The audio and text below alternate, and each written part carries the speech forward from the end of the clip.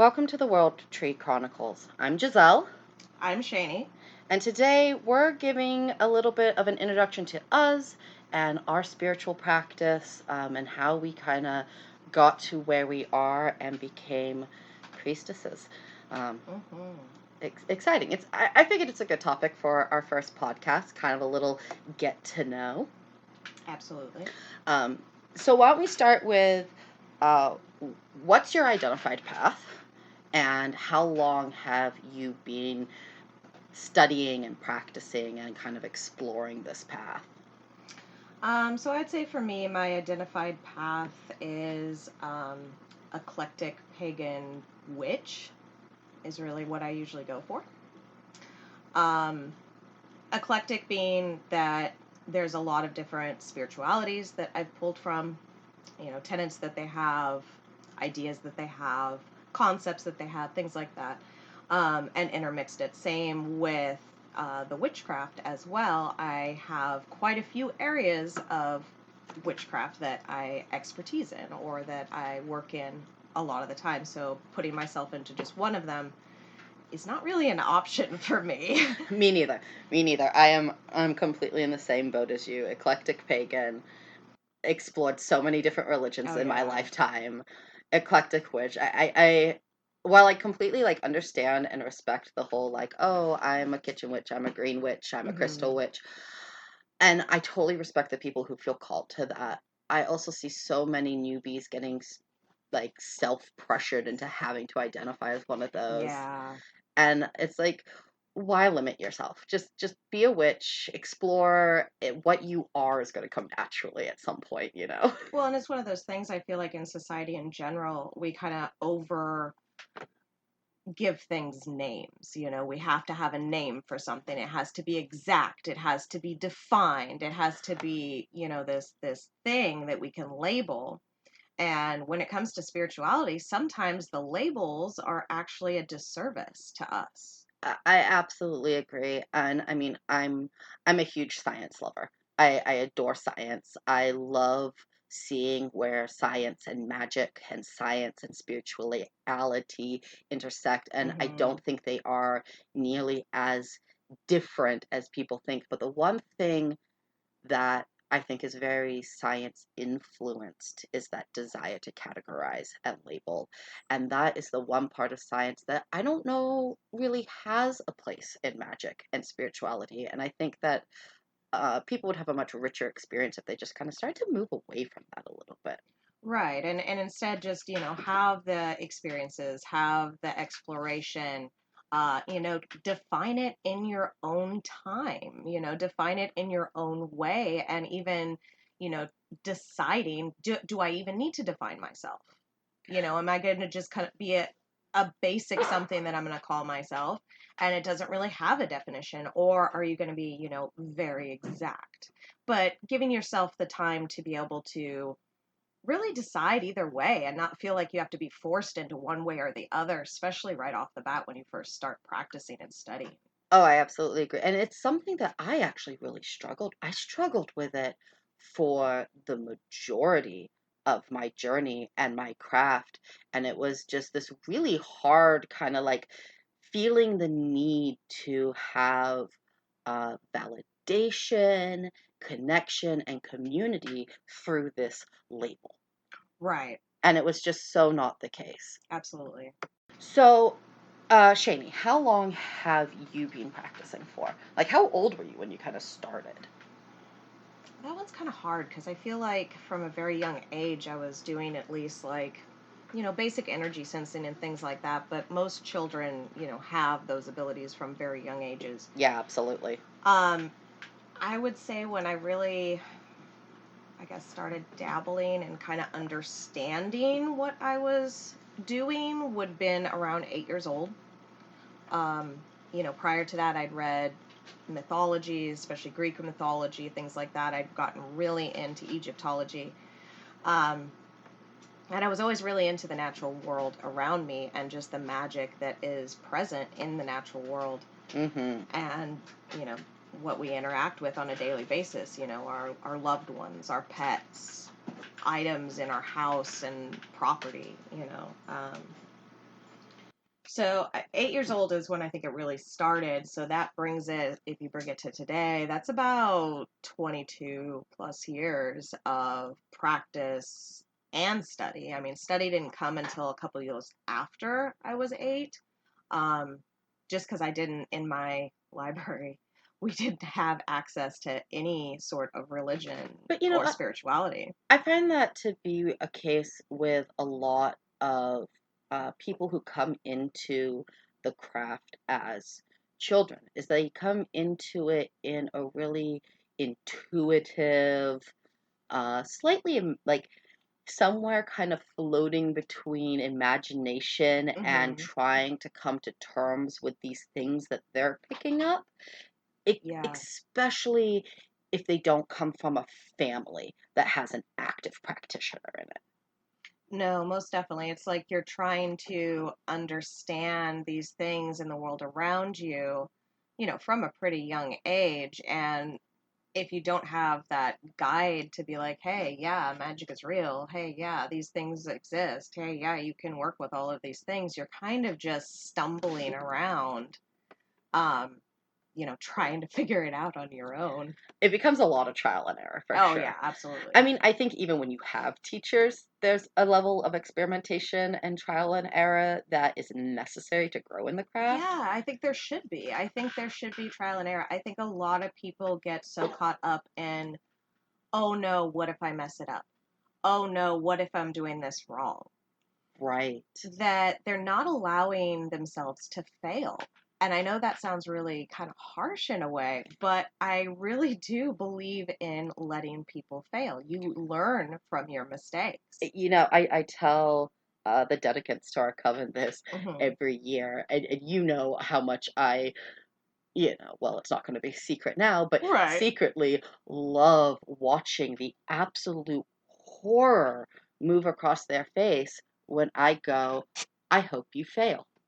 Right. I hope you fail over and over and over and over again, because unless you are failing, you're not experimenting and you're not giving yourself the opportunity to grow. We grow so much more from the stuff we screw up than the stuff that goes well the first time. No, absolutely. And I could tell people, until I'm blue in the face of do this, don't do this, so on and so forth, if I was gonna, put training wheels on them, let's say.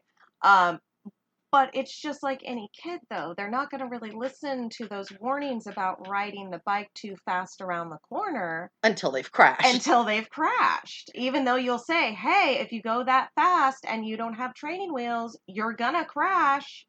Yeah, You know, yeah, it's much more of a stronger lesson for it to happen to a right. certain degree.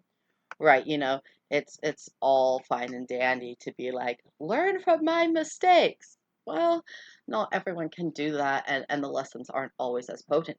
With some mistakes that at least I've made, Hmm. I really hope that my students can learn from and not emulate, because some of those were really messed up mistakes, and I would never wish anyone to have to go through what I went through to have to fix some of those mistakes. Right. Like, that sucks, but I also completely recognize how much I grew from that. No, absolutely. Um, I'm just gonna sit here and I'm musing a little bit about how similar yours and my journey has been, because Hmm.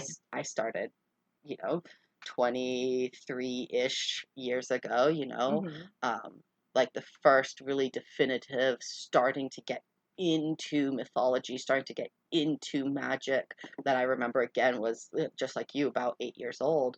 Um, and I didn't come from a witching family, um, or Right. a pagan family. I came from a kind of open, non-conservative, non-strict, kind of Non-denominational. non-denominational, Yeah. yes, non-denominational Christian household, but we didn't go to church regularly. And I grew up with my dad saying, God is in the mountains, and if it was between Hmm. sitting in church or skiing on a powder day, the powder day will win every time, no questions asked. Amen.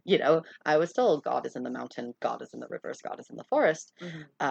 And that, I think that in combination with pop culture witchcraft. admittedly, Yeah, and my yeah, love of the like witch aesthetic and being witchy and all the fun stuff that kind of comes to mind with that and comes along with that. right. And then mythology, and for me, it was really the Greek mythology. Hmm. And it's funny because I don't work with any of the Greek pantheon now, except for kind of like Gaia, but not really the Greek version You of you like have Gaia. your small toe in the Greek pond, but not a whole lot. Right, but I still carry forward this really deep love of Greek mythology, and I even remember, like, I think the first Greek mythology book I was given was from my grandma, and she's or a retired art history teacher, and so Mm, for her it was like, oh, read these myths and look at this artwork and check out all this cool stuff, and like that was kind of the sucked you introduction, into it. and Yeah. it just it grew and grew and grew and grew and literally got to a point where without me fully realizing it, but completely with me choosing every freaking aspect of it, it has taken over my life and become such a cornerstone to so much of my life. Right. Yeah. No, absolutely. No, and I'm right there with you with the mythologies and whatnot. Like I loved to read as a child, and I loved to get read too. Prior to that, I loved stories. Oh yeah. And I mean, even to this day, especially like personal experience stories are still my absolute favorite.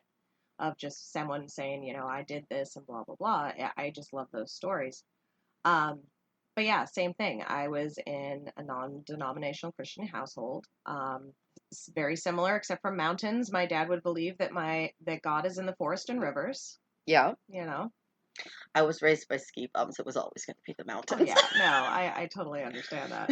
I totally understand that. And my dad is, a fishing nut and a hiking nut and A a conservationist. conservationist and everything. So he was very much, we're here, and that's where he instilled the stewardship aspect to me at a very, very young age of we are here to help this world. We're here to help take care of it and minimize the damage that we're doing to it. And that was even taught to me at a very young age of, that we have a responsibility Right. and that it's more than just a tree. Yeah, no, I was very much taught that. I remember the Elephant Walk. Mm-hmm. My parents owned a Polar Fleece clothing company, and we'd travel around to festivals. And my mom would be traveling with her sewing machines and making product in the back of the booth, or using the generator at some campsite while Dad was fishing because we Mm-hmm. were very nomadic and traveled a lot, especially during the summer. Um, and when it came time to pack up, me and my little brother, it was time to play the elephant game, and you'd bend over and make one of your arms the long chunk of the elephant and swing back and forth and make sure that you were picking up every single microscopic piece of garbage you could find because we weren't only leaving it how we found it, we were leaving it better than we found it. So it didn't matter if it was your trust, it was anyone's trash.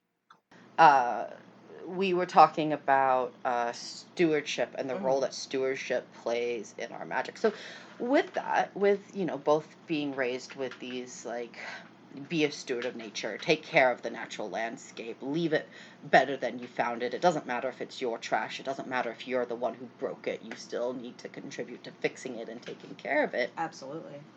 How do you feel that being raised with that perspective of the natural world helped influence, maybe even balance out against the like, woo, magic side of your practice? It gave me, first off, it gave me a respect for nature and expect a respect for the natural world right off the bat, instead of just like, how a lot of kids will see a pretty flower and pick it automatically.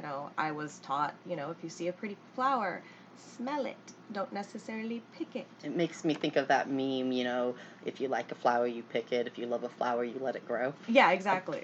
So there was this respect of the natural world that I learned at a very early age. And I don't know, I guess along with that respect, you tend to also go, what else is here? Is there more to it?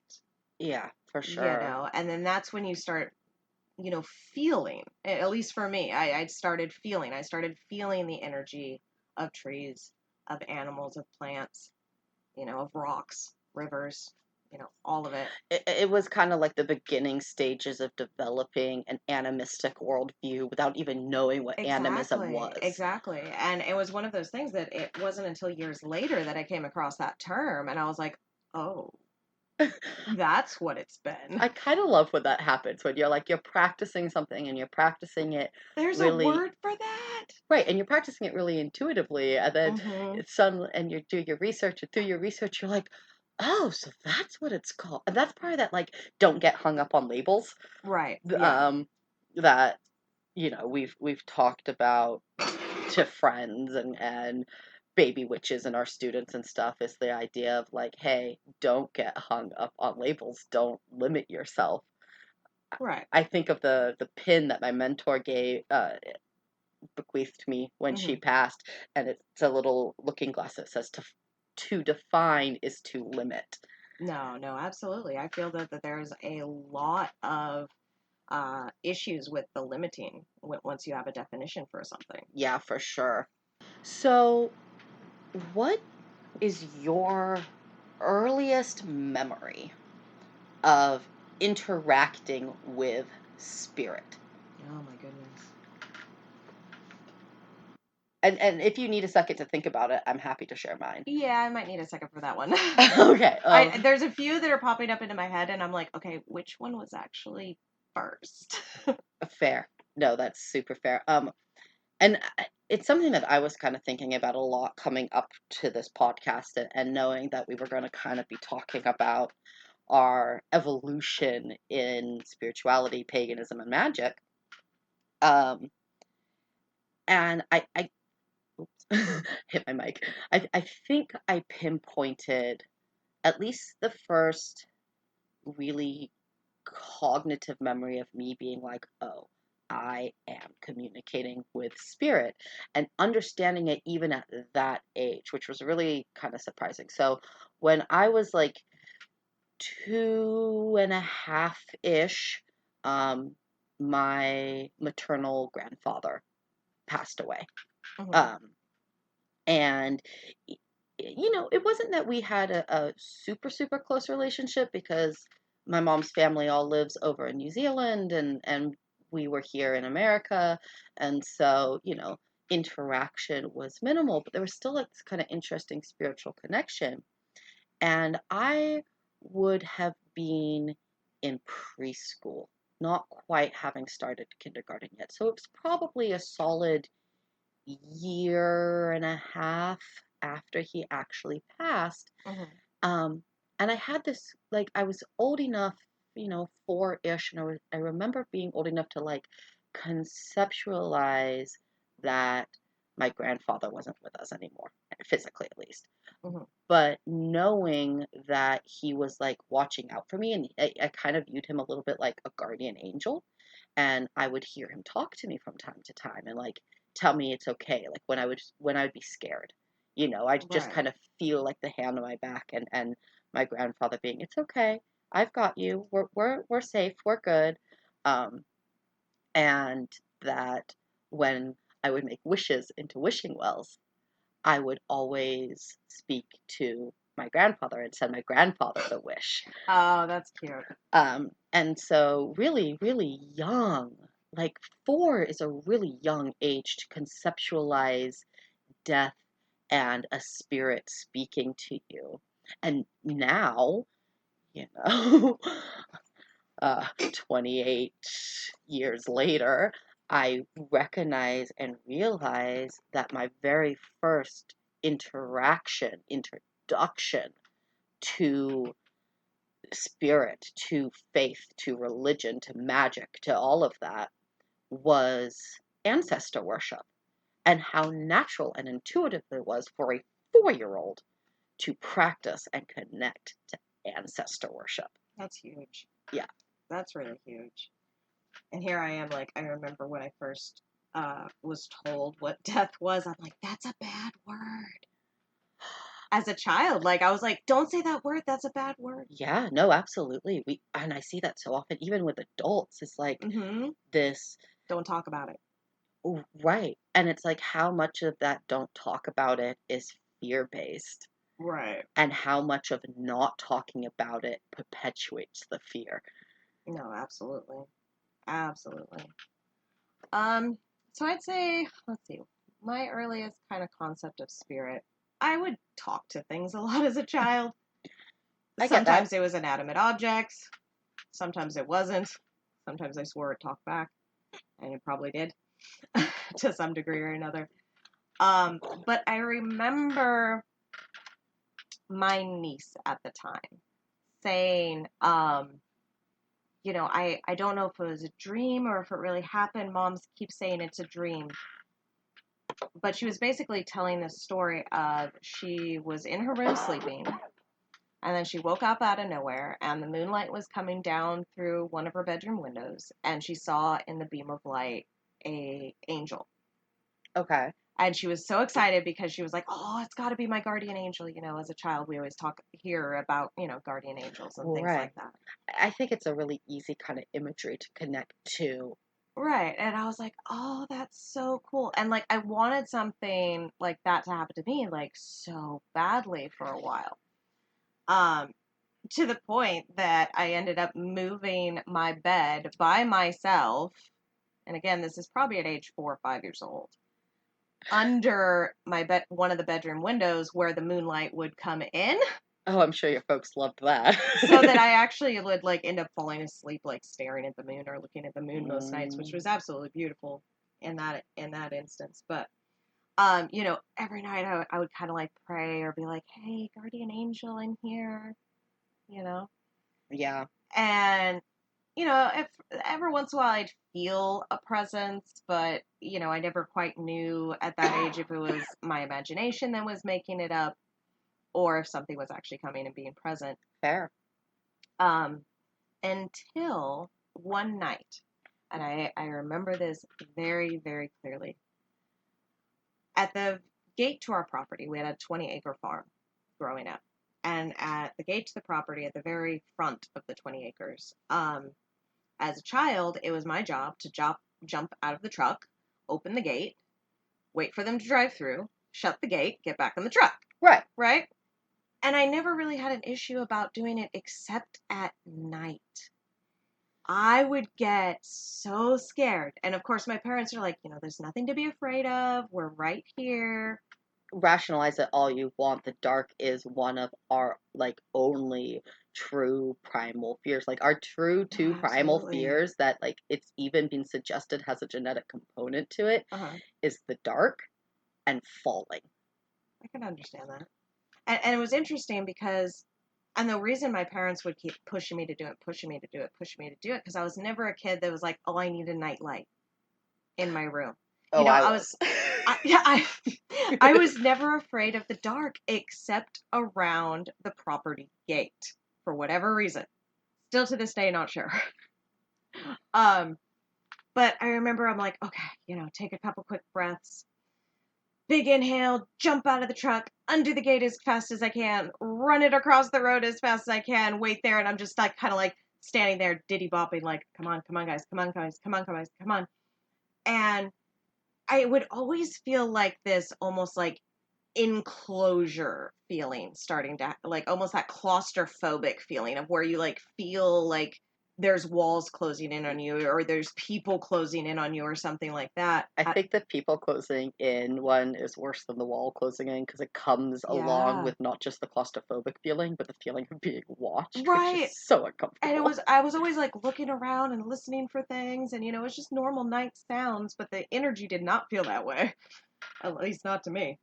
And I remember I was starting to push the gate across the road and it got stuck in a pothole that Dad hadn't filled yet. Right.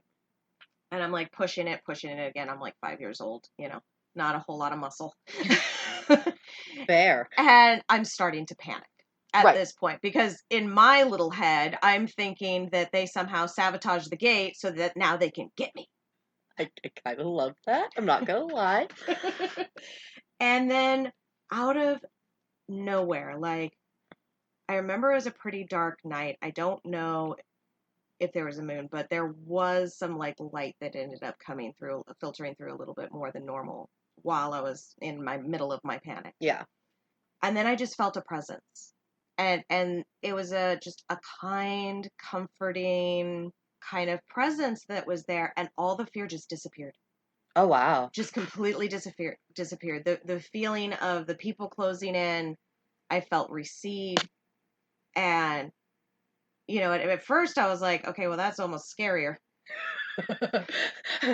Right. What should you be more scared of? The monster or the person who can Well, repel the monster, or yeah. better yet tame the monster? Right, Like, exactly. So yeah, I'm kind of going, I don't know what's going on. And I hear my dad going, hey, what's going on back there? And I just yell up that the gate's stuck on the pothole. And, he just gives me encouragement to give it a couple wiggles and give it a good push. So I'm working on that, but at the same time, just kind of feeling this presence. And I finally give the gate a good push. It gets loose. I get it closed, and I'm walking back to the car as opposed to running back to the car, which had been the norm.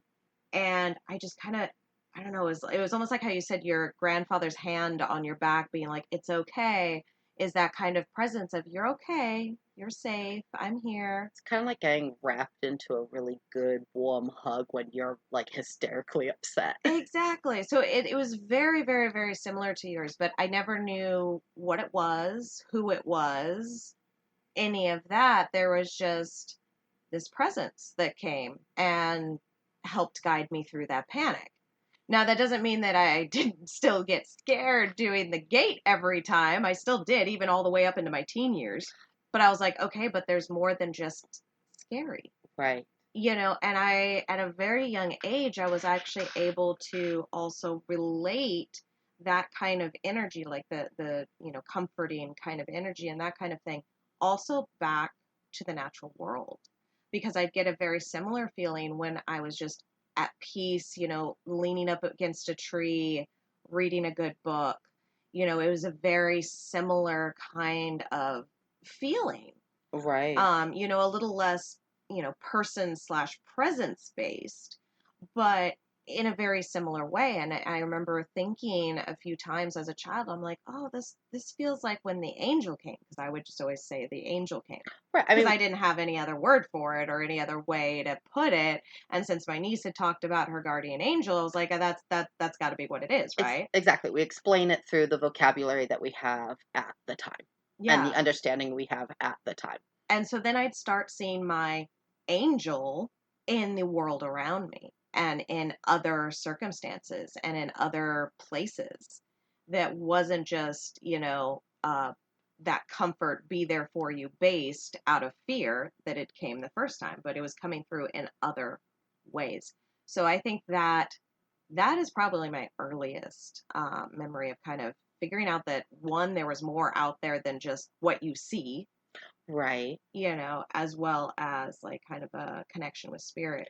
It's so interesting, being so young when both of Hmm. us had our first like cognizant interaction with spirit, like Hmm. realizing what or who or the fact that this was something bigger than ourselves that we were communicating with, something that was beyond the Right. physical world that we were communicating with, and just how deeply intuitive it was. And I Hmm. think that really speaks to the intuitive nature of what spirituality is for humans, and that human beings have an innate desire to be with and connection to spirit. Right. It's kind of like how we talk about our five senses, and then the sixth sense is kind of that, it of that connection of spirit. Yeah, that sixth sense being that intuition, that gut feeling, that Exactly. yeah. Yeah. And that, we're taught to listen to our five senses, but that sixth one, we're just kind of like, it's not really there. That's Hollywood. Or, We can't see it, we can't touch it, we can't measure it. How can it be real? right. You Which is why I think for a lot of children, growing up, they believe in all kinds of things. They know for a fact that things are certain things are real based off of what they feel in their experiences.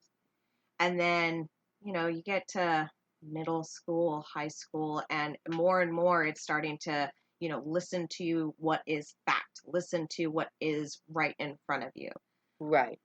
and don't listen to these feelings, these urges, these We other knowing. we start prioritizing the head over the heart. Exactly. Or over the gut in this case Right. too. Yeah, absolutely.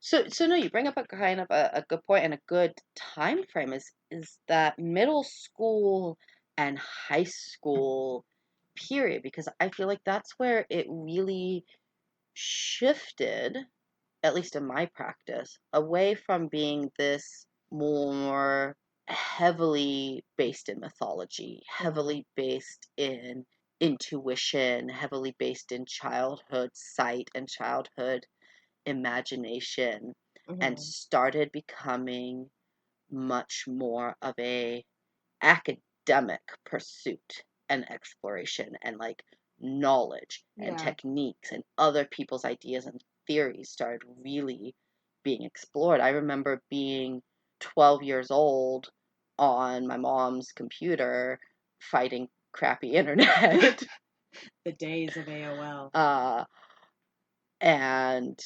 researching Buddhism.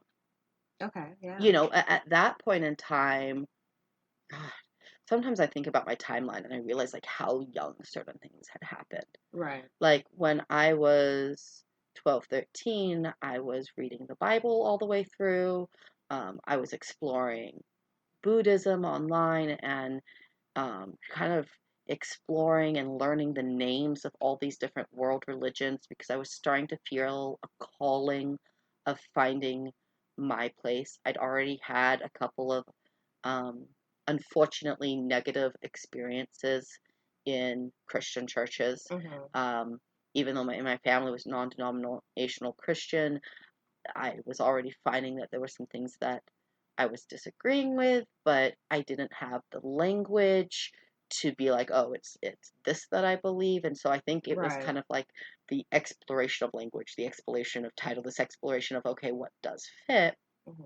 And so being middle school and starting to explore world religions and how Right. that influenced the growth was astronomical because it started diving into academic. Yeah. It started diving into research. I got my first spell book.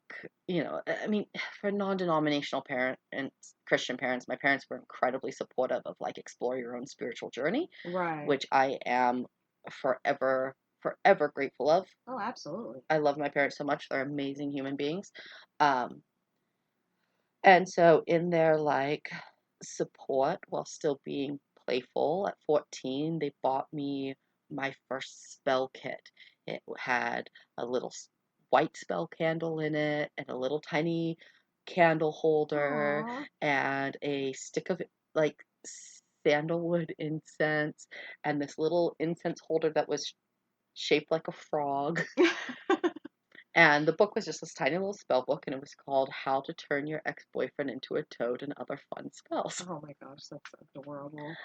And it was, and I remember like flipping through it and being really excited about the beauty spell, which now I realize was absolutely a self-love spell, and being really excited about how to psychically communicate with your cat spells. See, I would have loved that. Yeah. I mean, where my parents were non-denominational, they weren't really encouraging of exploring other spiritualities and other paths. I guess my only real, I guess, first exploration would have been the fact that a lot of the conservation work that my father did, he partnered with the local native tribe, Oh, that's really First Nation tribe wonderful. in our area. And so from a young age, I'm helping do trash pickups.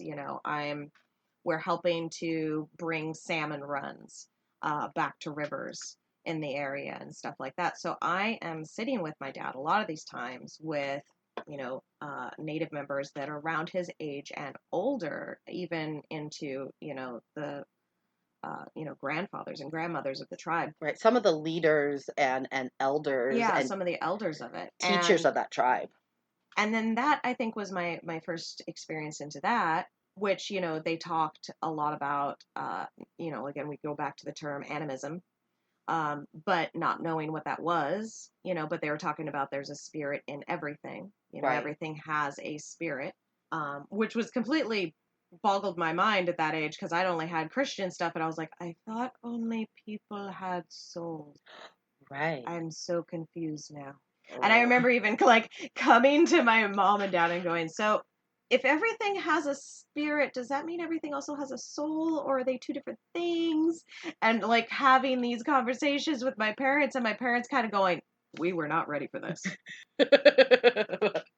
I'm That not is sure how to answer this right now. that's wonderful. And then they're both kind of ended up giving kind of their outlook on the subject, and not so much like well, this is what the Bible says. Like they would do that as well, but it was also like, well, I think Well, I mean, that's a really big thing to just unpack. Like, what is spirit? What is soul? Is there a difference? You yeah, know? and at unpacking this at like 7, 8 years old, my parents are kind of like, what the heck is going on right now? um Little did they know. Right. So it was great that I was able to learn some things from the local tribe in that manner. And then I think I didn't see my first like solitary Wicca witchy book until sometime in high school. A friend of mine had one that she was smuggling around in her backpack because she didn't want her mom to know. So she was mainly either keeping it in her backpack or keeping it at school in her locker. Fair. And so there was sometimes like, since she would usually either keep it at school overnight, I'd be like, hey, can I borrow that tonight? I'll bring it back tomorrow. And I'd start looking through it and I'm like, okay, okay. And like we were talking about earlier, oh, there's a term for that. Oh, okay. Now I know that's what I'm doing. Okay. Starting to make the academic connections into the intuitive practice you already had. Right. And I remember one of the first connections was in part of the book, it was talking about auras and energy spheres. And I was like, that's that color that I've seen ever since I was young. Oh, It's, wow. it's not my eyes playing tricks on me because I was born severely cross-eyed. So I had 9 eye surgeries from the time I was 6 months old to the time I was 9 years old. That's Like intense. 8, 9 years old. And because of that, my vision's always been a little off. And, my depth perception has been a little off and things like that. And occasionally I would mention to my parents or even my eye doctor at one point that I would see colors around people. And they just always assumed that it was like a weird version of double vision Right. that I was getting. And, they're like, okay, well, we just really need to, keep working on your eyes and strengthening your eyes and stuff like that. And just kind of playing it off like, oh, it's really nothing. Right. It's double vision. It's the chlorine eye effect where you start getting the Right. rainbows around. It's eye It's fatigue. eye fatigue, it's your eyes recovering from the last surgery, things like that. And I remember reading in the book and it was talking about like, different aura colors might mean and so on and so forth. And I'm like, that's what those are. They're auras. I'm not nuts. My eyes aren't messing up I'm that not nuts. bad. I actually am seeing auras. And I remember feeling so validated in that moment and so excited that I finally understood what was going on. Right. That's like such a revelation to have. I mean, No, absolutely. that's huge. That's really huge. Yeah, so like that was really my first, I guess, academic book, or magic or anything book that I picked up was reading that one on and off. And I want to say it was like one of Scott Cunningham's. I don't even remember I am, at this point, honestly. my first spell book was that what I was talking about. It was very much set up as a little kind of grimoire spell, Right. have fun with kind of thing. But I think my first actual like book on Wicca Mm-hmm. uh was Scott Cunningham's book Wicca, the one with the green Right. cover and the yeah. Yeah. And that I think I kind of stumbled into that book sometime in high school, and that definitely had some influences into the pagan side of things for sure. Um, Yeah, no, absolutely. so like you're going we're both kind of going through this journey of like intuitive, kind of feeling our way through the world, starting to realize that there's something more out there, maybe starting to realize that what we're experiencing and seeing in Christianity wasn't for us, Right. and finding out what else is out there. So at what point do you feel like it was kind of like, ooh, magic, ooh, spell work? I mean, I did so much intuitive magic when I was younger. Like, there was no real time in my early years where I started going, ooh, magic, ooh, spell work, because it just was, not from a book, Yeah. but just was, and it was just a thing that I would intuitively do.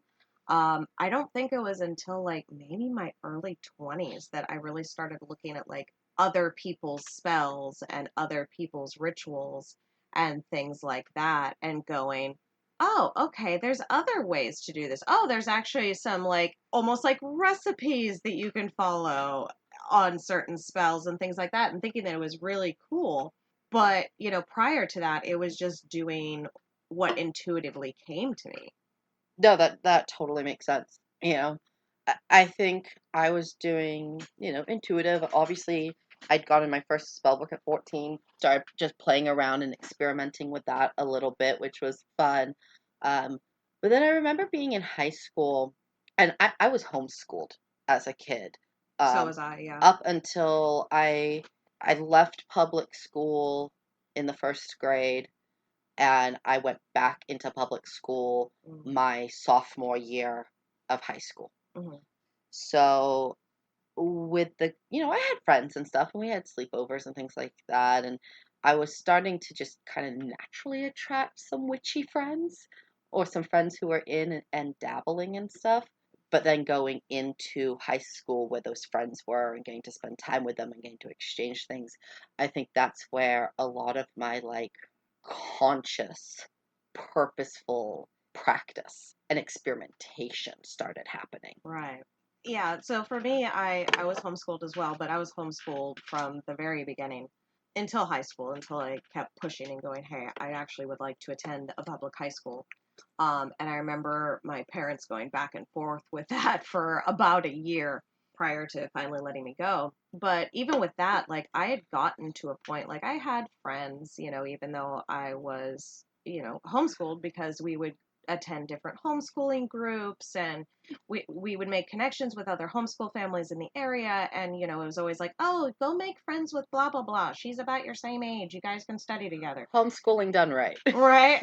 And I had gotten so many times the look of "you're crazy" from like so many kids, even prior to high school. Like I remember this one girl, she was a little bit older than me, and I wanted to be her friend so bad because she seemed like the cool kid, right? Right. And she was really cool, and we'd hang out with her and stuff like that. And she'd almost like talk about magic, but it not really. Like it was kind of like this side thing that she'd bring up occasionally, and I was always kind of like just open ears every time she did, because I just wanted to know anything I could. And I remember her and her best friend pulling a joke on me, which I was so mad about.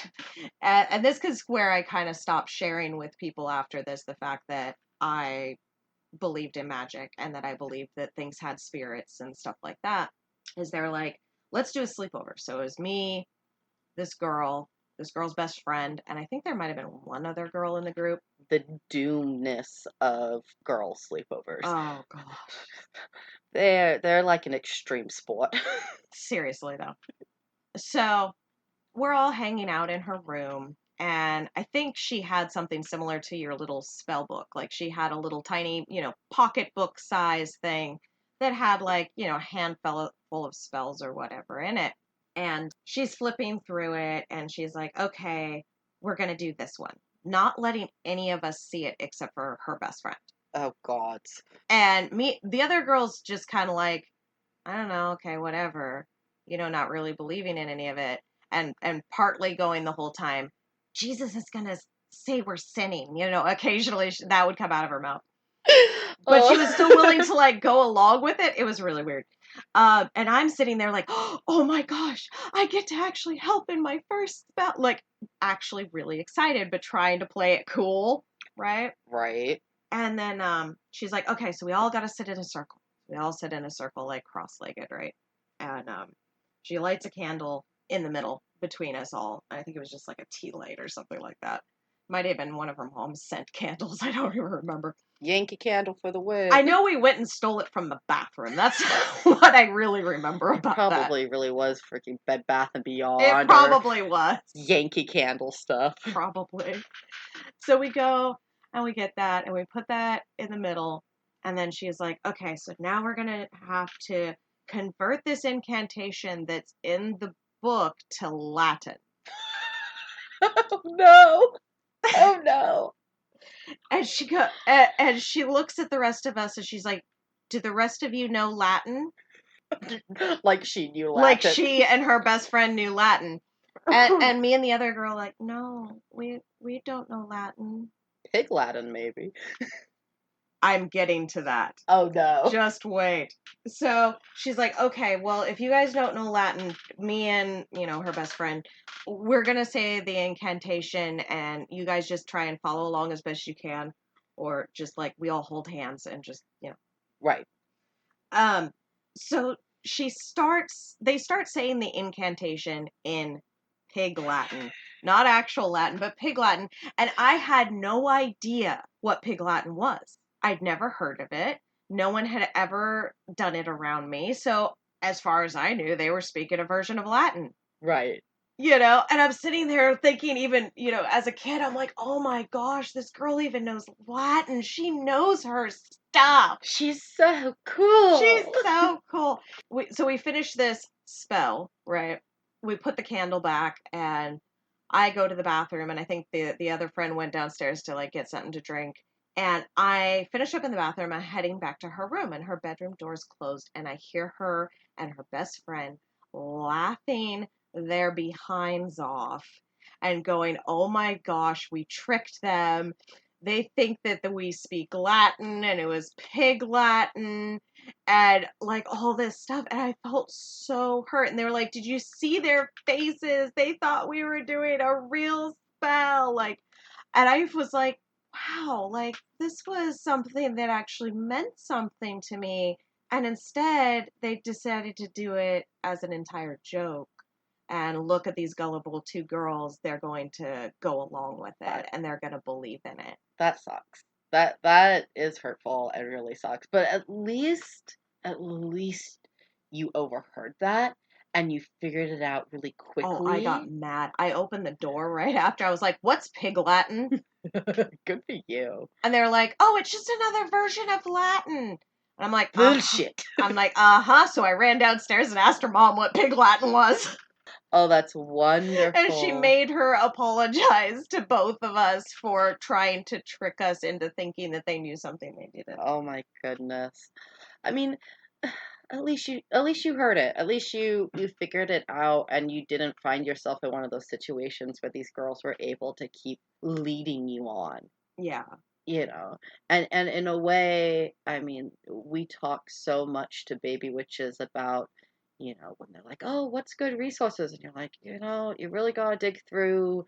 You got to read a lot. You're going to come a lot of really bad stuff. You're going to come across a lot of really good stuff. And you just have to develop and finely tune your bullshit meter. Right, yeah. Welcome to the introduction of your bullshit meter. Right, exactly. That was the introduction of my bullshit meter. And I was such a gullible kid, too. It's like, one, being a single child in, just my mom and dad, no one else really around family-wise. Well, raised by significantly older parents. Yeah, raised by significantly older parents where I was in on conversations at 8 years old about politics. Right. And things like that, But I was also very much raised to tell the truth. You don't lie. You don't try and deceive people. And I always just thought, oh, well, everybody knows that. Where, yes, everybody knows that. It's so much, are they going to follow it? Right. And so I came across a lot of friends in my younger years that were either homeschooled or part homeschooled or weren't homeschooled at all, but they were just in the area, especially the children, especially the kids I noticed that went to public school were more likely to try and trick you or deceive you about something because they thought it was funny that you were gullible enough to believe it. Oh yeah, pulling the trick over on, oh, look at the stupid, gullible, weird homeschool kid. Yeah. Oh, she believes in magic. She believes in fairies. Ha ha ha, what an idiot. Right, exactly. Kids can be They mean can be too. mean. They can be so mean. Like, even my best friend growing up ended up doing it once to me That sucks. because she knew that I would believe her. Right. Well, it's like that desire to believe Right. is so strong. The Well, wanting and the to be magic. belief that your friend or someone that calls themselves your friend is not telling you the truth.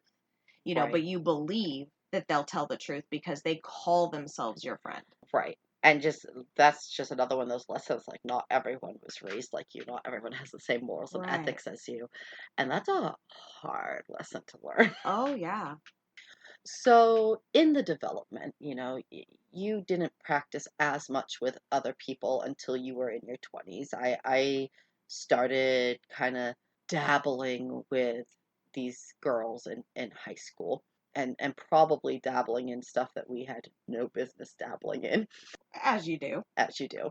So, with that idea of like dabbling in stuff that you have no business dabbling in at that point in time, what is something that was really negative or really scary or just really messed up within the context of spirituality and the craft that you experienced or did and screwed up on, that ended up being like a really formative lesson in your practice as a whole? Honestly, and it's funny that you bring this up too, mirror magic. Oh yeah. Oh yeah, mirror magic was definitely my first big oopsie. Yeah, I feel the story. Share. I had started studying about the idea of reincarnation and how different cultures had different ideas about reincarnation and how that works. And this was a time when I was in my early 20s. I had moved out of my parents' house. I had my own apartment with my fiance at the time. And I didn't have a job right away. So I ended up, he had like this, little Mac PC thing. I ended up either writing, because that's something I did a lot back then, or doing a lot of researching, diving Mm, into the rabbit holes of research and, kind of like the early, early, early forms of YouTube.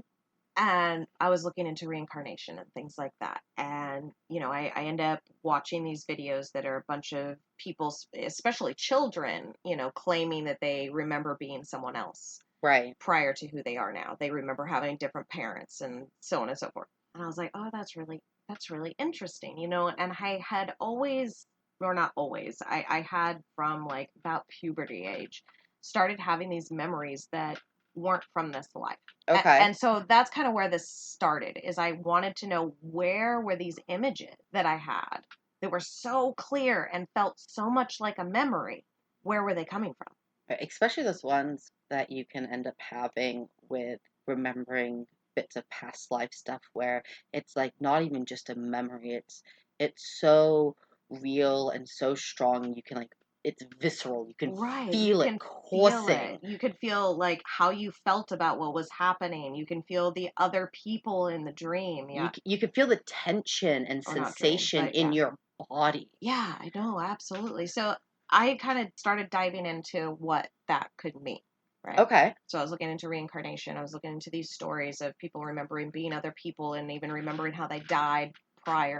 And I came across this article slash video that was about seeing your past life self, or selves if you have multiple. Okay. And so I'm like, all right, this will do. So my fiance at the time was in the Marine Corps, and he would have overnight stays at the base sometimes. And so one of the nights that he was gone, So you're alone. I'm alone, Of just me and my course. cat. A witch, a cat, and a mirror. Not necessarily start well. You think it should be a joke, and it ends up being like a horror movie. Kind of, actually. So, the whole thing was, you were supposed to, set up this mirror, dim the lights, light a candle in front of the mirror so that your face lights up to some degree, so that you can kind of see your face in the mirror. and then like stare into this mirror. And as you do so, eventually your face might start morphing to look different. And if it starts morphing, just stick with it, unless your eyes are really feeling fatigued, then, give yourself a break. But keep staring, and you might see versions of your past self. And I'm like, okay, let's give this a go, So I'm home alone. I finished dinner and everything. It's nighttime. It's dark outside. So I turn off mainly all the lights in the apartment, opening up the blinds a little bit just so that there was some, light from the city because I was in Virginia, and set this mirror that I had. It was like a makeup mirror up on the coffee table, and I sit on the floor on a pillow in front of the coffee table, and I light a candle, and I start staring into this mirror in almost complete darkness, except for the candle, a little bit of ambient light, and just waiting for basically something to happen. At the time, I hadn't had much meditation practice. So being able to stick with it, first off, was really struggling for me because I was just staring at this mirror waiting for something to happen. That may have been one of the slowest developing aspects of my practice. Yeah. Which is unfortunate. I agree. Like, I feel like I did meditation a lot more as a child, just on a whim. But anyway, so I'm sitting, staring at this mirror. And of course I get bored. So I start humming to myself, singing to myself, talking to myself. And I hadn't heard about casting circle or anything to do with protection prior to this. Forget grounding and protection. Just jump right into mirror magic. I didn't know about grounding, centering, protection, sealing the mirror that I was using, any of it. Foundations, people. And I just start, like, I'm sitting there humming and singing to myself, and I'm seeing like little kind of shadows almost appear in the mirror, but not around the face like it's supposed to. Right. It's more like almost like movement behind me. And so I'll turn and look and think it's the cat doing something, and no, she's still laying where she was before. And I had kind of got used to this at this point of seeing spirits occasionally. I had since a young age. So I'm like, okay, well, maybe it's just spirits moving through the place. Right. Okay, no big deal. It happens. And so I'm sitting there and I'm continuing, and the shadows are increasing. It's happening more frequently, but there's still nothing happening with my face, which I'm really frustrated about at this point. And then I was like, okay, you know what? Fine. I'm taking a break. I leave the candle there. I leave the mirror there. I've got to just say, like, my chest is tightening and I've got goosebumps. I just feel uncomfortable listening to this. Like, it's not going to end well. So I leave it all there, again, not knowing any better. And I step outside on the balcony just to get some fresh air for a little bit. I'm outside for a few minutes, taking in some good breaths, things like that. And I'm like, okay, I'm going to go in. I'm going to do it for a little bit longer. And if nothing happens, then I'm just going to go to bed. Right. I go back in there. And the flame of the candle is dancing crazy like. And it's not windy. Like, there's not wind coming in through the door. And the flame had been completely still. Right. The flame's going crazy. Prior. So the flame's going crazy. There's nothing that should be causing the flame to go crazy. I'm like, okay, well, that's interesting. All right. And I'm setting myself back down, and I sit down, and like maybe just a couple seconds after I sat down, I saw a face starting to form in the mirror behind me. And then all of a sudden, the mirror falls directly on top of the candle. Just whap! Oh, shit. Hot wax everywhere, including on me. Ouch. Luckily nothing caught fire or anything like that, although there was a singe spot, like, on my coffee table from that day, or from that experience. And I was like, all right, I'm done. I'm done. This isn't working. Whatever that was, I want nothing to do with it. And put everything away. At the time, again, didn't know much about cleansing either. Right, it's kind of like at that point, you've already invited something in and it's a little too late. Right. And I'm like, I don't know what I'm going to do about this. I'm going to research that tomorrow. My intuition had me open up every, like, window in the place. and I had a bell. And I just started like ringing the bell and going through the rooms, not even knowing about sound cleansing or anything like that. It Intuitive. was just the first thing that came to me of open the windows, ring your bell. Magic practitioners, listen to your intuition. It's gonna Right. lead you well. And I'm guessing it worked because whatever that was, I never saw it again after that. Like I would still see shadows occasionally, but I don't know again if those were just passing through spirits or shadows that had come through while I had been doing the mirror thing. But yeah, that was my first, especially on my own, just oops. Oops. So how do you feel like that oops influenced your path, your craft, how your methodology around magic? Well, just like I had said, the very next day I started researching protection. And I think that's honestly the first, and probably why I'm so good at it. That was the first kind of area of study in just magic that I really went into was how can I protect myself? How can I get rid of spirits that are unwanted or energies that are unwanted in my home? How do I protect myself? How do I, all of these things? Because I was like, I don't want that happening again or Yeah, something worse. yeah, absolutely. So I dove headfirst at that point into forget about past lives for right now. We're gonna figure out how to protect our butts when we start doing this stuff more. Right. Well, it's one of the things that I love about protection magic specifically is that when protection magic doesn't work, hmm it more often just it doesn't work Right, rather than having a backfire. backfire Yeah, on you, yeah, which makes it a really friendly type of magic for beginners yeah. to experiment with. No, absolutely, and that's why I never mind sharing protection spells or Yeah. things like that, even with beginners, because like you said, very little backfire, if at all. Right, like If if at it doesn't all. work, it's going to be that it doesn't It just work. doesn't work. It just doesn't happen. It just fizzles out or whatever. Yeah, so that's when I never mind sharing with baby witches as well as like how to protect themselves when, just doing anything, Right. really. It's like protection, magic, and meditation. That's where you should start. Right. No, absolutely. Meditation, protection magic is a great place to start. Also, just doing, listening to your intuition. Yeah. That's a huge one. That's a huge one. Start listening to your intuition. If you get a gut feeling about something, start listening to it. Well, and the more you listen to it and the more you honor it, the more your intuition is going to speak to you. It's how it is, you hmm know? It's a language like any other. It needs to be practiced regularly so you don't lose it. Right. And it's also like visualization skills is another huge one of being able to visualize your intent coming to pass Yeah. and being able to visualize your intent and have that in your mind the entire time you're doing whatever ritual or spell that you're doing. And it's a little unfortunate because we don't really have a better word than visualization, Right. which I think a lot of people are like, oh, well, I can't see an image like a picture in my mind's eye. Am I visualizing? And I think it's really important when we're talking about visualization and when hmm the majority of teachers and advanced practitioners are telling you to visualize, they're not just saying like, oh, paint a pretty Picture picture, it. Yeah. use all five senses. How does it feel? How does it feel? Yeah. How does it smell? How does it taste? How does it look?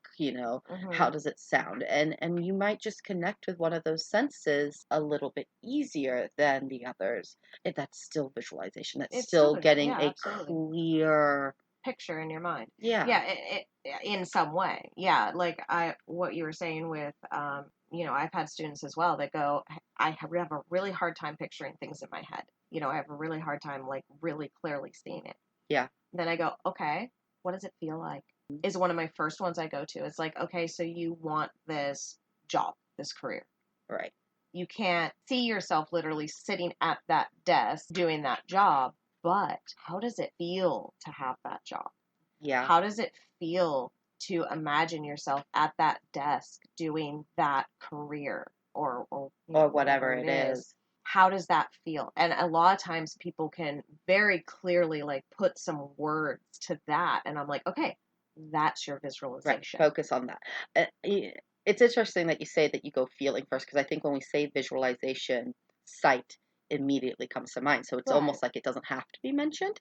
It's Mhm. implied. And then when people go, oh, I can't see it, it always seems to go, how does it feel? How does it sound? Mhm. How does it smell? Now, How how does does it it taste? taste? Yeah, And going down from there. very much in that order of, I think, commonality, frequency of experience. Right. Yeah. Well, because we can feel a space as well as see it. Oh, We can't absolutely. necessarily hear a space, except for the ambient noise and things that happens in that space. You don't necessarily want to smell the space. Right. Yeah. Depending on the space, Depending on the space, you might want nose plugs. I mean, I don't But know, maybe if you're like visualizing getting a barn, that could be helpful. But I mean, yeah, I could see that. I mean, if you're visualizing, doing autopsies, maybe not. manifesting baked goods, heck yes. Manifesting big good. Pizza. Pizza, pizza. Mm. Oh goodness. Yeah, no, I definitely feel that so hard. It's interesting how those lessons, those mess ups really develop into this greater thing. Yeah. And for me, I think there's the meditation side, which comes hopefully to most people in time. And is commonly overlooked as a beginning step, So commonly overlooked. unfortunately. There's And very misunderstood. yes, Meditation is so misunderstood. Like, we could go into a whole thing just on and meditation and itself. one of these episodes we We probably definitely will. will. Yeah. And the visualization. But the other one, then the big one for me is the energy sensing. And I think Mm-hmm. the Mm-hmm. takeaway of learn how to feel the energy of your environment and know that when certain energies are present, it is not appropriate to perform magic. So for me, I was like, oh, I think 15 years old maybe, and it was a sleepover. And me and like three of my girlfriends at the Mm-hmm. time who were all witchy inclined decided to do the light as a feather, stiff as a board. Oh my goodness. Yeah, I always wanted to do that and never got to. it's fun. And for those out there who don't know what it is, one person lays down on the ground and the other people surround them and they put two fingers of each hand underneath. And everyone starts chanting, light as a feather, stiff as a board, light as a feather, stiff as a board. And you kind of, with very gentle pressure, start to lift up, and you can get the person to levitate Right. higher off the ground. You're able to lift the Them. person higher off the ground than you would have normally. So we're playing around with this. We'd all been binge watching The Craft and saw the Don't they scene. even, yeah, they do that in The Craft. I was going to say, when I saw The Craft same, probably around the same age, I wanted to do that so bad. I was like, I need a group of girls to do Right, this it's with. totally where we got the idea from, and so Oh, we're yeah. doing this, and it worked. Not as spectacularly cool as The Craft does, where she's like levitating 4 feet off the ground. We probably got this girl 6 inches, which is Hey, still that's still good. for three girls with only two fingers lifting a single person. 6 inches is pretty impressive. It's all about leverage. Yeah, seriously though. So it was like in retrospect pretty harmless magic. There was Mm. talking about spells, there was talking about the concept of the magic, there was playing with this one, there was this plotting for this future spell. One of Mm. the girls in the group wanted to do a love spell, you Oh, know. of course. Um There's always one. there's always one, you know. And, I didn't think anything of it. It was a fun time. We had a good Hmm. time. And then it's time to go to bed. And we are all sprawled out in sleeping bags and sleep mats on my friend's bedroom floor. And she had a walk in closet. And, closets in the dark as a kid always have the creep out factor. So you like, exactly. So you keep the closet door closed. Always. So the closet door is closed, but I am sleeping closest to the closet. It's just kind of, How it worked out. the pecking order of teenage girls. Oh my gosh. And at some point in the night, I get woken up, and I don't even really remember what woke me up, but I remember really restless sleep leading up to it. Okay. And I kind of just roll my head open, and the closet door is open. And I don't mean just like a little crack open. I mean, it's like halfway open. Dun, dun, dun. And I have this totally clear view to the back of the closet to where she had a poster of Leonardo DiCaprio in the Titanic up on the back, oh, big heartthrob kind of thing, Dun, dun, dun, dun. right? But I'm like laying there and I'm looking back and I kind of like vaguely remember this thought process of going, why is the closet door open? Like, who opened the door? And as soon as that thought like emanated, the poster started glowing red, kind of like it was not quite. It wasn't like it was backlit. Underlit or something. Underlit, yes, absolutely. Like it was underlit, but like it was both underlit and backlit by this weird glowy red light.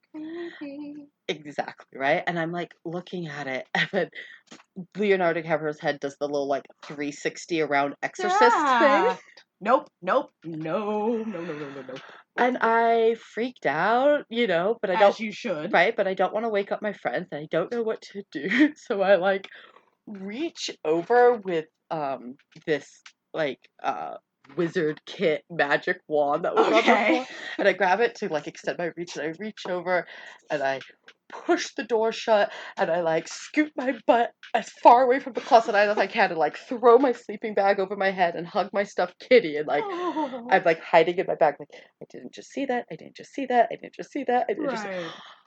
I called my mom to pick me up so fast the next morning. Oh, I would too. What I found out, and it wasn't until like a little later on, and my friendship with that person had developed more, and I'd spent more time around them and around their house, right, is that there was a lot of alcoholism and a lot of fighting and a lot of really toxic and domestic abusive behavior happening in that house, and that there was just a lot of really dark and negative energy. Yeah. And practicing even something so seemingly minor without knowing how to protect ourselves and not realizing that when you perform some magics, when you perform a lot of magics in these really toxic environments, that you kind of light yourself up like a beacon, and things come and check you out. And in that kind of environment with that kind of energy, it's kind of like the match that just happened to drop too close to the gasoline can. Exactly. And so, it was kind of one of those, this experience happened, and over the course of a year, I start understanding that there's this other energy at play. And even though I hadn't like fully conceptualized it the way I have now, like looking back, I see it so clearly, like this equaled that kind of thing. But I started being like, magic shouldn't just be done on a whim. Magic shouldn't just be done anywhere. Magic shouldn't just be done as a parlor trick. Oh, no, yeah. And because it can have these other side of it, this dark, uncomfortable side attached to it. And that definitely developed and influenced a huge part of how I approached magic from then on out. Yeah. Even to the point of following the intuition, fast forward a year and a half later, and this girl is wanting to perform a love spell. And even though I hadn't really done a lot of research on love spells, something just felt wrong. And I'm like, we can't be doing love spells. Like, we can be doing like a let's attract love into your life spell, but there's something that feels wrong about this. And it was just like enforcing that, sense the energy around you, follow what your intuition is telling you, learn how to protect yourself, learn how to fix something if you mess up. Right, yeah. That's a big one. It's like if what you're doing goes wrong, do you have the ability to fix it? Or are you going to have to bring in, a more skilled witch or someone else to help solve the problem for you? Well, and especially for a lot of people who are solo practitioners or a bunch of teenagers practicing together, not that there's anything inherently wrong with that, but you don't necessarily have an older, experienced person, you don't have a teacher, you don't have a priestess or a mentor or an elder Right. who necessarily can come and Help. uh, bail you out when you screw up. Yeah, no. Absolutely. I think it's interesting with what you were saying about fast forward, a year or so of finding out what was going on in that house.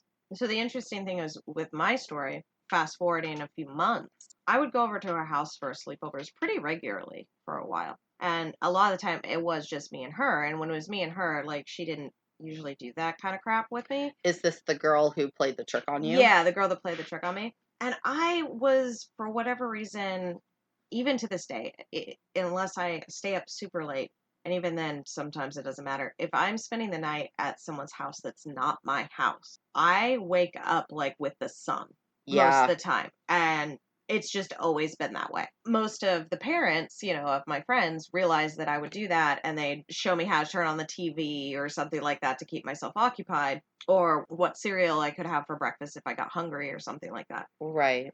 And I remember in her house going downstairs, and you would go downstairs, and kind of behind the staircase was the laundry room and one of the lower bathrooms. And then as you moved forward into the house, you'd go into the kitchen and living room, Okay. which were side by side. But back where the staircase was, once you kind of dipped into that lower area of where the laundry room and bathroom was, it always had a very heavy and oppressive feeling there. Mm. And always very much like if you went down to use that bathroom, the feeling of being watched. Ew, that's uncomfortable. So it was one of the mornings, and I just kind of tried to avoid that area for the most part. And it was one of the mornings that I had woken up early, and I went downstairs, and I was just sitting in the living room reading my book. The girl's mom wakes up, a couple hours later, sees me, she gets her coffee and, is greeting me and stuff like that. And I see her walk back to the laundry room, and I can see her like visibly stiffen.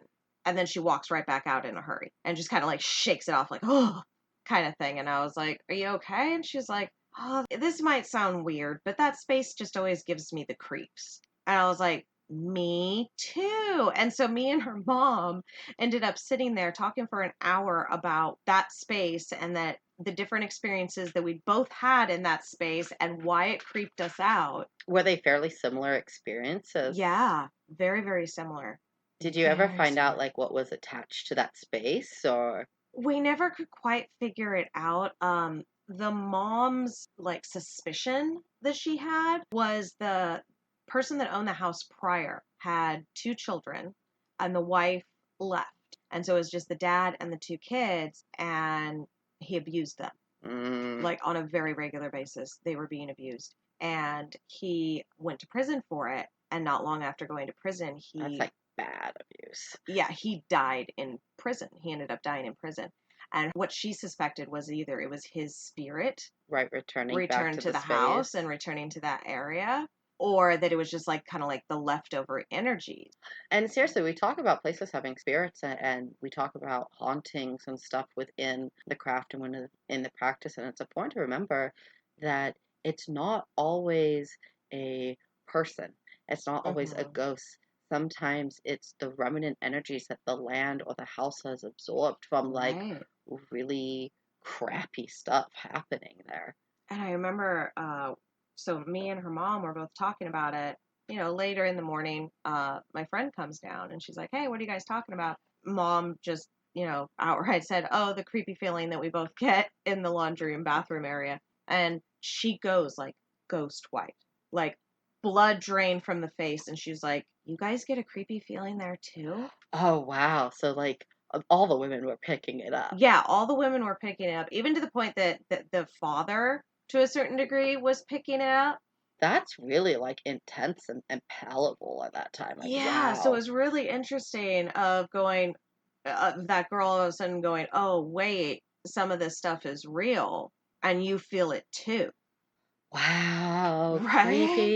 No, it creepy. was so creepy. And like I said, we never quite figured out exactly what it was, but that was always the mom's suspicion of the energy there. And after the dad got up, he was the last to get up. And she's like, oh, you know how I get that weird feeling in the laundry room and bathroom? We were just talking about it. And he's like, you're going to scare the girls. Stop telling ghost stories. You're going to scare them. He was like, but I do want to remodel that area. which is very much the dad way of saying, I saying, want to fix it. There is something about it, but the only way I know to fix an area is to remodel. Because that's what he did, is he remodeled houses right, and he flipped houses and stuff like that. it's the very practical side of it. Yeah, so it was kind of funny to some degree, every member of that house had felt something in that area.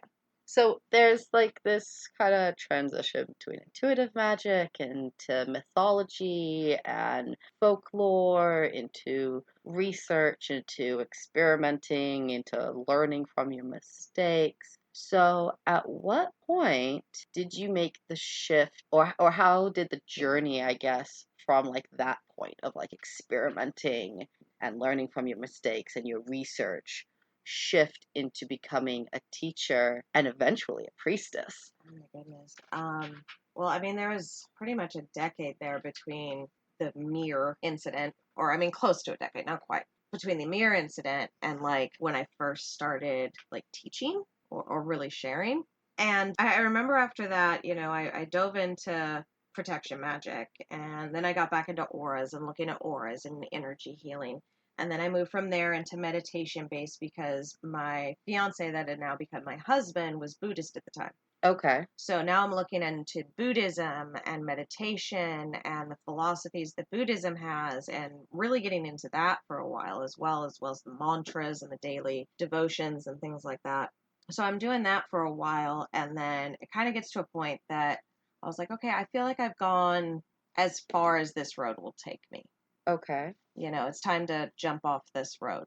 It's not quite the right one. But I always took with me a lot of the teachings Oh yeah, of that's good Buddhism, foundation in Buddhism. especially with the meditation and using things like mantras and yoga and, that kind of aspect of things. And the universal connectivity. Yeah, the universal connectivity of it.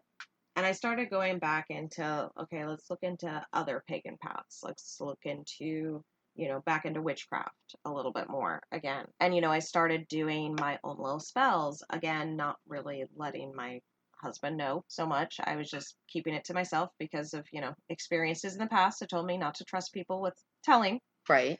Even though he knew, like, he knew I sensed energy and he knew some of it. He just didn't, know to the full extent that I was still doing things. And so I started more formally, like you said, from the intuitive magic to the non intuitive magic in the study of starting to write down some of the spells that I was doing and doing research on them and doing what crystals are good for what herbs are good for what.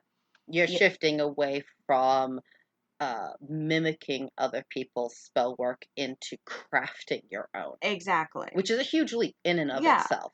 I mean, and honestly, even when I was first starting, except for that mirror one, I don't think I ever took a spell from anywhere and just performed it as is. Like, I always tweaked them to some degree or another, even if it was just tweaking the incantation that was with it. Right. I was still always tweaking things a little bit to where it felt more right. But yeah, then making my own spells and went into that and a lot more study. And then around 2012, I started bumping into a lot of people, and especially even my friends, because what I'd done was I had made a wand for myself. Okay. And I posted pictures of it on Facebook that I had made this wand. And I love the ones that you make. thank you. And I almost immediately got a message from a friend of mine from back in high school that went, "Can you make me one?" So you're like what, in your mid-20s now Yeah. at this point? Yeah, Okay. I'm like 26, 7 Okay. age. I'm like I'm looking thinking. at the timeline and the arc in comparison to when you and I actually met. Right. And, at this point, YouTube is much more of a thing. So Right. I'm following a couple of people that I have found on YouTube that talk about druidry and shamanism and witchcraft. Right. Starting to get into social media witchcraft. Right. And not just books, that I had or that I had read. And so this friend reaches out and wants me to make a wand for her. I'm like, oh yeah, absolutely. And I was like, oh, okay, well, this person in my past actually is interested in this stuff. I wonder who else I know is actually interested in these things. So I started being more open about it and talking about it even with coworkers and stuff like that. And I started getting a lot of people going, could you maybe put together like a little learning group or something, and we could all kind of look at these different subjects and talk about them, and for some of us that don't know, we'll learn, kind of this learning group, Yeah. Study group. a study group basically. And I kicked that around, that idea, for a little while, and a friend of mine that ended up moving in with us um was like, yeah, let's do it. I'll help you start it. I'll help you get it going. And so occasionally I would just do these Saturday afternoon get together. This is the topic. Let's discuss. Let's talk about it. That's really Let's cool. talk about our experiences that we have each had with this. Let's talk about ideas that come from these, or whatever it was. And it would just kind of turn in this afternoon, like kind of teaching, but mostly discussing among Right. other people that had similar beliefs and spiritualities. Right. And that's where that transition started, with between, not being the teacher, definitely still being the beginner, the student, the learning, and then, oh, let me get together with some people and share what I have accumulated thus far. Well, and thank goodness you did, and you did start being more open and talking about, because that is so much of like how you and I met. Oh, Um, absolutely. and yeah, I think I'm like you, where I didn't really start teaching um, until I was in my mid 20s. Hmm. I mean, a little bit beforehand, in the fact that I got married young, Hmm. and I had been exploring witchcraft for quite a few years, all through my preteen and teen years, Hmm. before getting married. And so when I got married, I was kind of sharing with my husband what I had been learning, because he was raised Christian, and Hmm. a little bit more conservatively Christian than Right. I was. And he had kind of felt there's something else, this isn't quite right, but wasn't really sure what, Hmm. until I kind of started sharing with him. So that was kind of like dipping my toe into teaching spirituality, was sharing with my Right. husband. Yeah. And I'd always wanted to be a teacher. In high school, I wanted to be an art history teacher. Hmm. I've helped teach skiing. I taught swimming. So teaching in Was and of it, already in there. right, it comes really naturally to me. But actually formally teaching spirituality and paganism didn't happen until I met you. Yeah. And we met teaching swimming, Hmm. and like I said, thank goodness you started talking to your coworkers about it, because I remember us in the pool on breaks in between groups of students coming in, and we kind of like circled each other, getting closer and Yep. closer, Yep. and it's like this, the normal little small talk, but I kind of feel like the normal little small talk faded in about 5 minutes, so all of a sudden we realized we were with another witchy person, and it Yep. was like, Yep. wait, you see spirits? Oh yeah, I worked in this haunted pool and I did this, and we're like Yep. all of a sudden like. Yep. Yep. No, absolutely. No, no, absolutely. And I remember at that time you talking to me that you had been doing the Seedling Grove teaching Yeah. discussion group, Yeah, the Seedling Grove Circle of Learning is what I had called that. Yeah. and wanted to know if I wanted to come to your next little workshopy bit. And you and I remember sitting on the couch in the T Street apartment, Yep. Yep. and it was you and me and a couple other people. I'm pretty sure Bear was there at that time Yeah, I think still. so. Yeah. And we're starting this discussion talk about what is magic. Mm-hmm. And you and I just start going back and forth and back and Bouncing forth. off each other. Yeah. And I just remember kind of glancing over and seeing the couple other people who were there. I think Bobby was the other one who was there. And Oh, it their might have been. eyes Yeah. just wide, and like they're not saying anything because they're just absorbing everything that's coming out. Right. And I think that was kind of the moment where I realized, oh, teaching paganism, teaching witchcraft, teaching magic, wait, that's a thing. That's a thing, isn't it? Because I hadn't really had much of a teacher. I mean, I'd had one mentor who introduced me to the ruins and Right. tarot Yeah. and sacredtexts.com and stuff like that before then. And thank God I had Lisa. She was, oh, amazing. Um, But that was Right. just like the first time that it really kind of hit me that having a teacher guide you through this was a thing, because I had been so solitary and Yeah, yeah, me self-explorative. too. I mean, growing up in rural Alaska, you don't have really access to Right. to paganism workshops in a village of 400 people, you know. Yeah, no. No, totally. And for me, I remember kind of from there, you and I starting to develop this friendship Yeah. completely based on our witchy selves, Yeah. and developing into a teacher. And then I remember the very first time we'd been enjoying doing the Seedling Grove and having this discussion chat, and you were like, "Hey, what do you think about teaching an actual workshop together?" This pagan meetup group in the area that you and I had started Mhm. attending has agreed to host space for us in this local metaphysical shop. What do you think? And you and I sat down and busted out handouts and talking point Yeah. outline and started teaching together. And so that would have been, I don't know, I was 25 at the time, I think. And it was absolutely a huge influence of us meeting. Yeah, no, absolutely.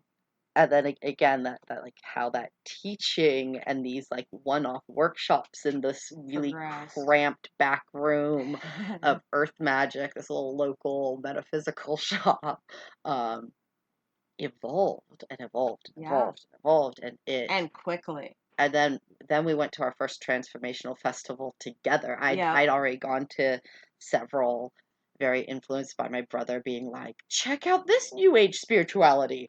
Boom, you know? And I had just finished going through an actual witchcraft 101 class that was ran by another local lady, Yeah. Gypsy Crow, just to get like a little like I knew all the things that we went over in the class. I just kind of wanted to see how it could be presented. Right. Because I hadn't really seen it in a course type thing. And it was also kind of going, almost verifying for myself that I actually knew what I knew. Well, and I remember you talking to me about like you'd gone through that class. The woman who ran the class had a coven.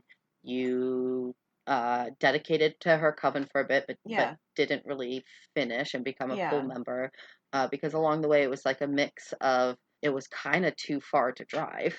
yeah. That was Um, a big part of it, is the distance that I was traveling for that. right, like it was too far to drive. You and I were developing more and more of our own teachings and stuff like Hmm. that. And then, as so often happens, drama pops up, Oh, yeah. you know. But I remember kind of the shift. I've started teaching. You've started teaching.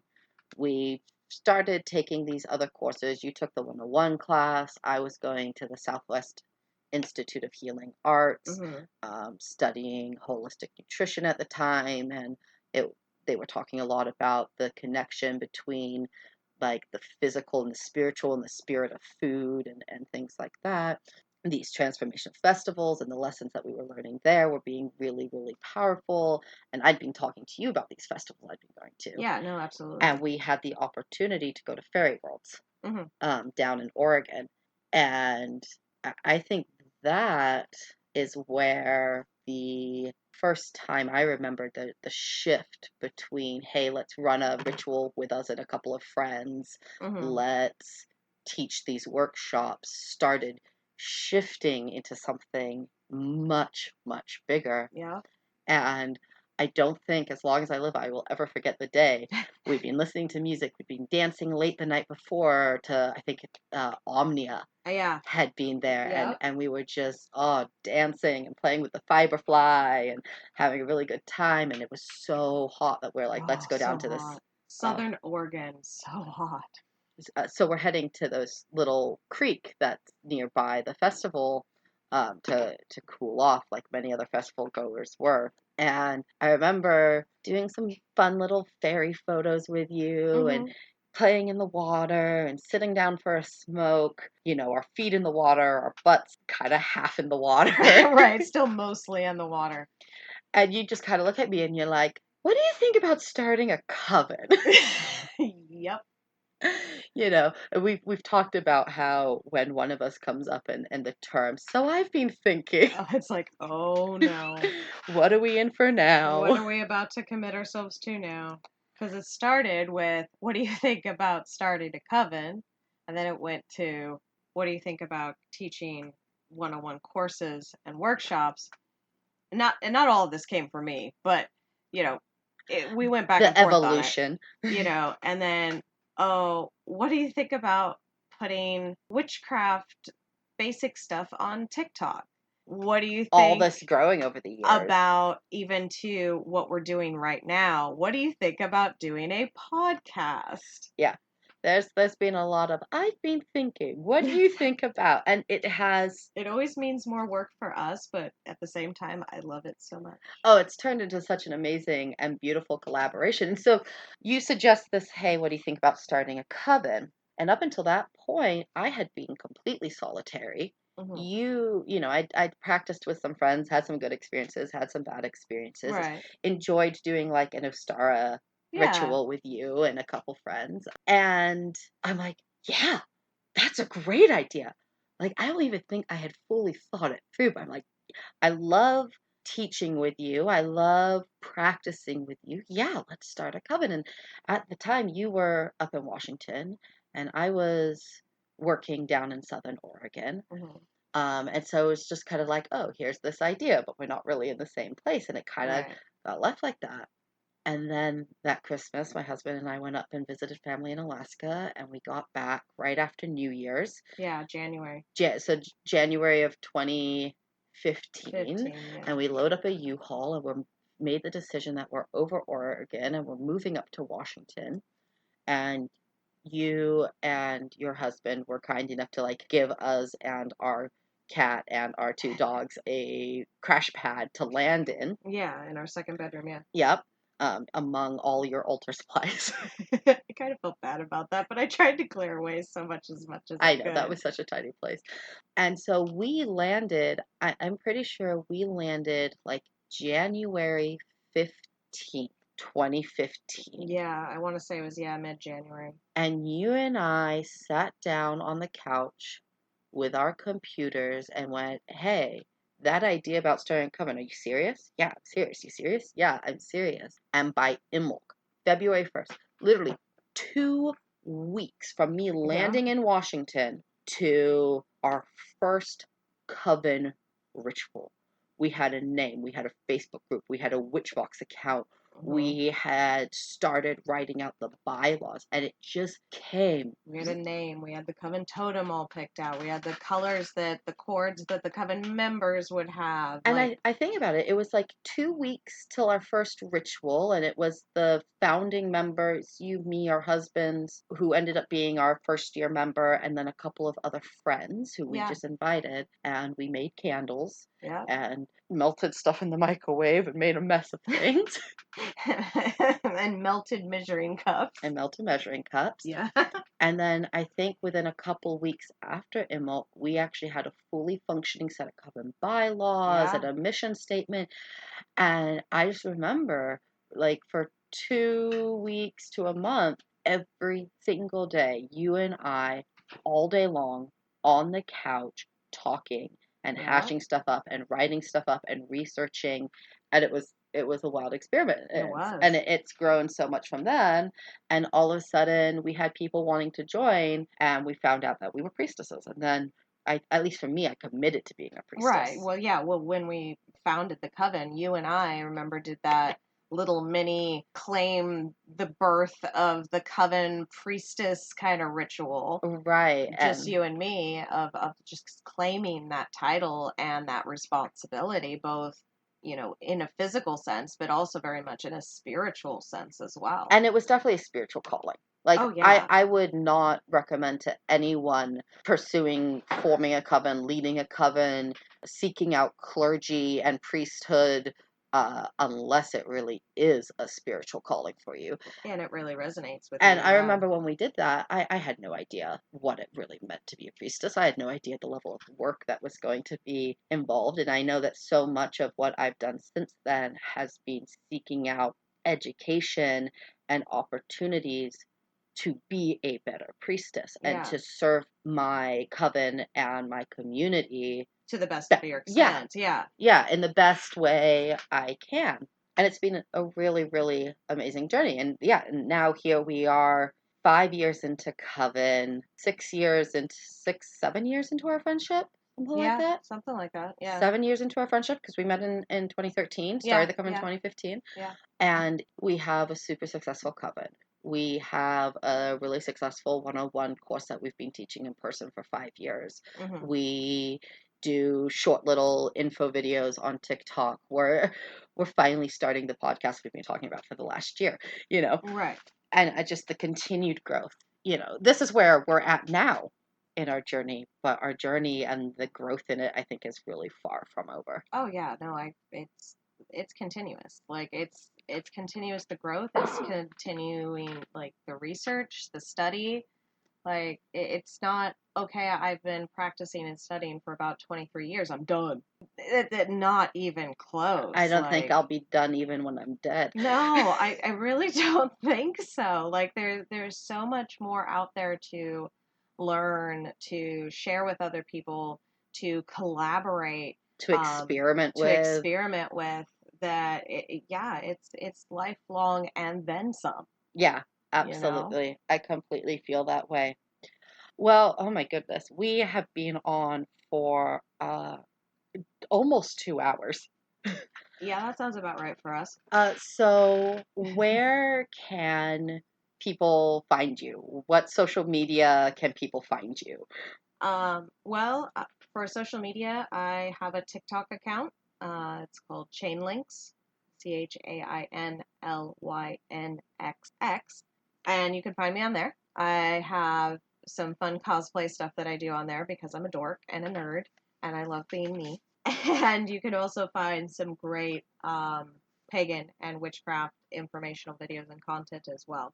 I have an Instagram as well by the exact same name, the Chainlink. And then we have our Aduna Wellness page that we're going to be uh, finishing up here pretty soon. I'm pretty sure that when this podcast gets released, or at least within 48 hours of this podcast getting released, Right. that website is Will going to be be up and available. running. Yeah. So for me, you can find me on TikTok at Wild Witchy Woman. You can find me on Instagram or on Facebook under Iduna Wellness, IDUNA space WELLNESS, as well as email at idunawellness@gmail.com.